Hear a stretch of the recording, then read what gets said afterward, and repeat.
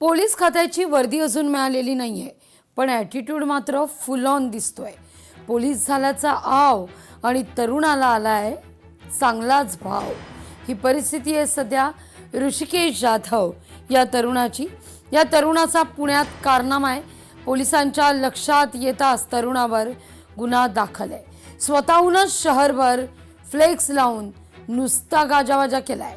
पुणे शहर पोलीसपदी निवड झाल्याबद्दल हार्दिक अभिनंदन असे स्वतःच्या नावाचे पोस्टर झळकवले आहेत. तिसऱ्या मजल्यावरून लिफ्ट कोसळली आहे. गर्भवती महिलेसह 3 चिमुकले गंभीर जखमी आहेत. नाशिकच्या जेरोड मधील पारा एव्हेन्यू या सोसायटीत ही घटना घडली आहे.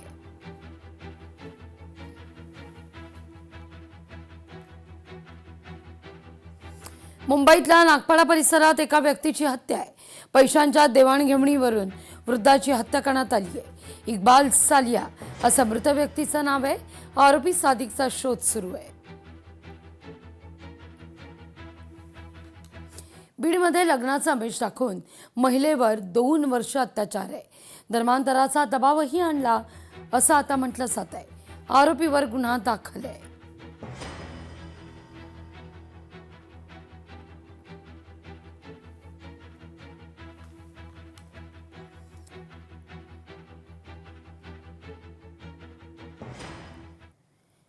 वाशीमध्ये सेतू निवड प्रक्रियेत गोंधळ उडतोय. एकाच कुटुंबात 2 सेतू दिल्याचा प्रकार समोर आहे. प्रतीक्षा यादीतील उमेदवार पात्र यादीत दिसत आहेत. जिल्हा निवड सेतू समितीने नव्याने सेतू प्रक्रिया राबवली. या अनुषंगाने शासन निर्णय देखील आहेत. त्या शासन निर्णयाच्या अनुषंगाने ठराविक गावांचा उल्लेख आहे, लोकसंख्येचा उल्लेख आहे. त्या प्रमाणात सेतू देणे अपेक्षित होते. मात्र येथे सुरुवातीपासूनच निवड प्रक्रिया गोंधळात टाकणारी ठरली. अर्ज मागवले मात्र रिक्त जागाचा तपशील त्यांनी दिला नाही. अनेक उमेदवारांनी अर्ज दिल्यानंतर जेव्हा अंतिम यादी जाहीर झाली तेव्हा त्या अंतिम यादीमध्ये देखील मोठ्या प्रमाणात तफावती आणि त्रुटी आढळून आल्या.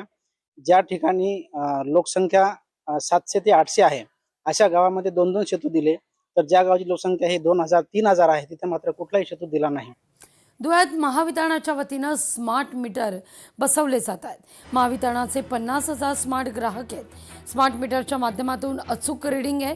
स्मार्ट ग्राहकांना प्रति युनिट 80 पैसे सवलत आहे.